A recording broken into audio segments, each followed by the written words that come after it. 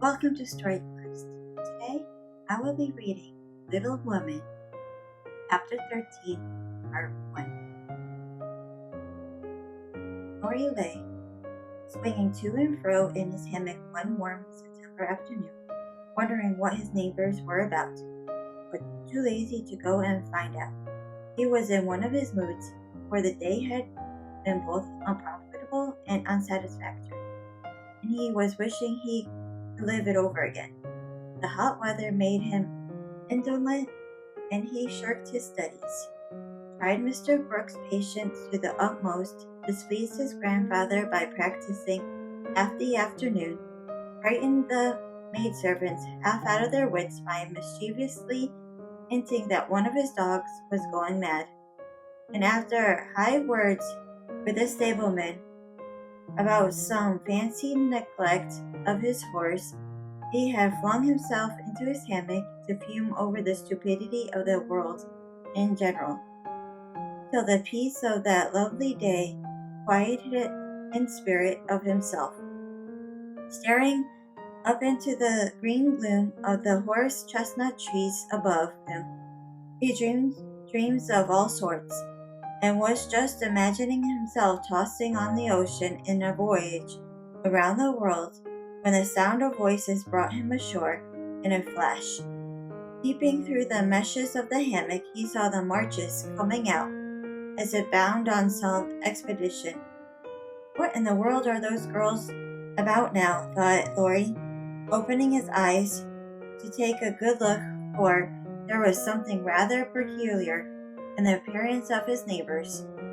Each wore a large flappy hat, a brown linen pouch slung over one shoulder, and carried a long staff.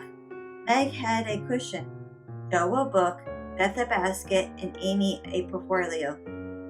All walked quietly through the garden, out a little back gate, and began to climb the hill that lay between the house and river.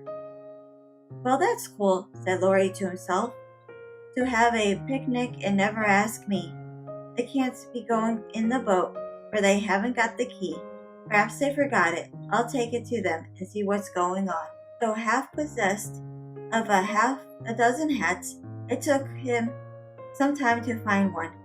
Then there was a hunt for the key, which was the last discovered in his pocket, so that the girls were quite out of sight when he leaped the fence and ran after them.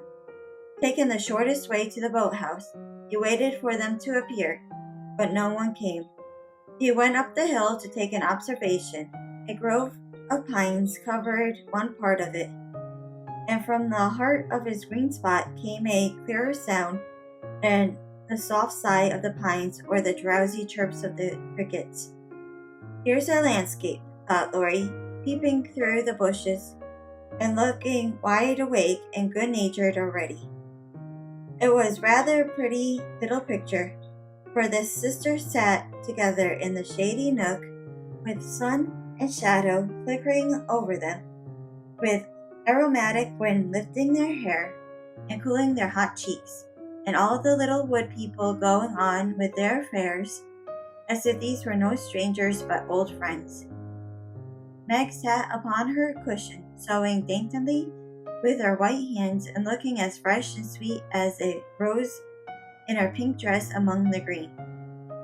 Beth was sorting the cones that lay thick under the hemlock nearby, for she made pretty things with them. Amy was sketching a group of ferns, and Joe was knitting as she read aloud. A shadow passed over the boy's face as he watched them.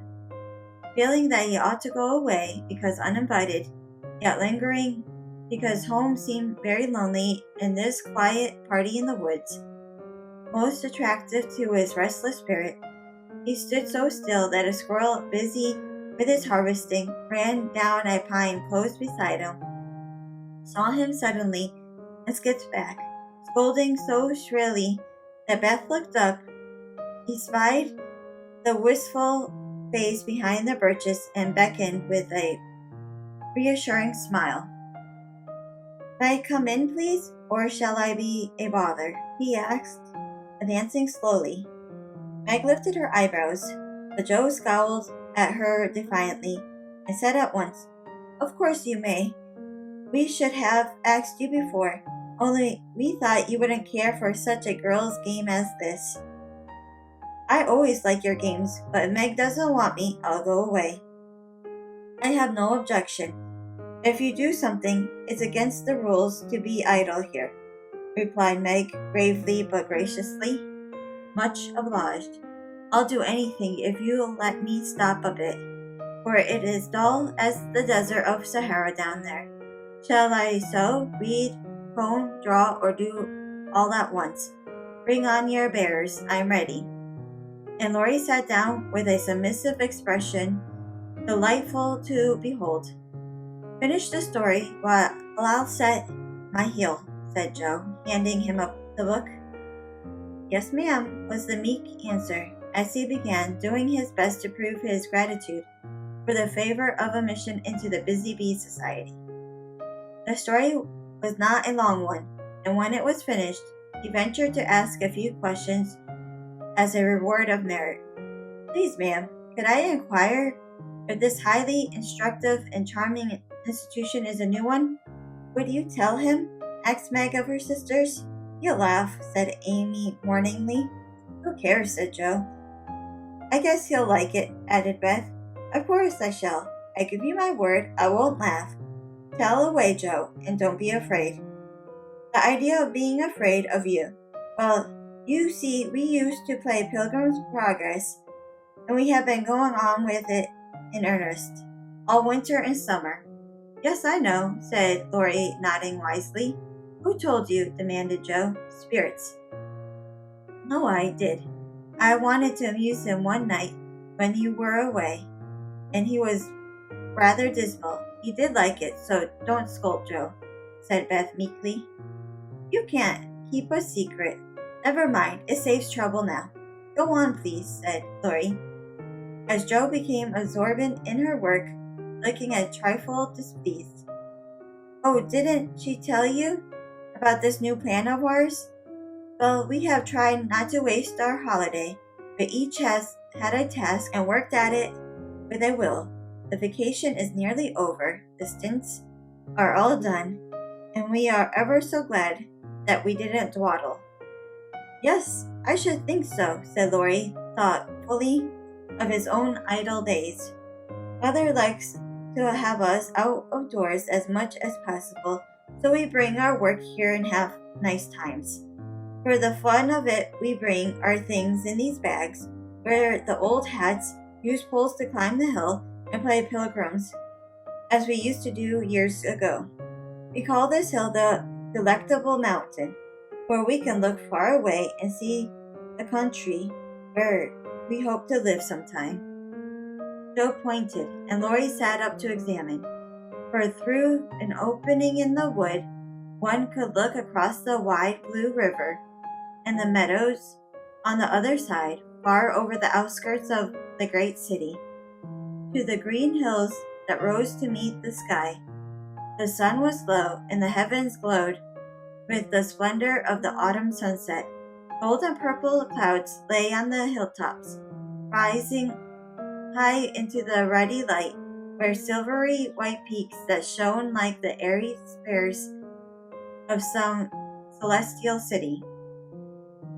"How beautiful that is," said Laurie softly, for he was quick to see and feel beauty of any kind. "It is often so, and we like to watch it, for it is never the same, but always splendid," replied Amy, wishing she could paint it. "Joe talks about the country where we hope to live sometime, the real country, she means, with pigs and chickens and haymaking. It would be nice, but I wish the beautiful country up there was real, and we could never go to it," said Beth musingly. "There's a lovelier country even than that, where we shall go by and by, when we are good enough," answered Meg with her sweetest voice. "It seems so long to wait, so hard to do. I want to fly away at once, as those swallows fly, and go in at the splendid gate." "You'll get there, Beth, sooner or later, no fear of that," said Joe. "I'm the one that will have to fight and work and climb and wait. and maybe never get in after all. You'll have me for company, if that's any comfort. I shall have to do a deal of traveling before I come in sight of your celestial city. If I arrive late, you'll say a good word for me, won't you, Beth? Something in the boy's face troubled his little friend, but she said cheerfully, with her quiet eyes on the changing clouds, if people really want to go and really try all their lives, I think they will get in, for I don't believe there are any locks on the door or any guards at the gate. I always imagined it as it is in the picture, where the shining ones stretch out their hands to welcome poor Christian as he comes up from the river. Wouldn't it be fun if all the castles in the air which we make could come true, and we could live in them, said Joe after a little pause. I've made much quantities, it would be hard to choose which I'd have, said Laurie, lying flat and throwing cones at the squirrel who betrayed him. You'd have to take your favorite one. What is it? Asked Meg. If I tell mine, will you tell yours? Yes, if the girls will too. We will. Now, Laurie. After I've seen as much of the world as I want to, I like to settle in Germany and have just as much music as I choose.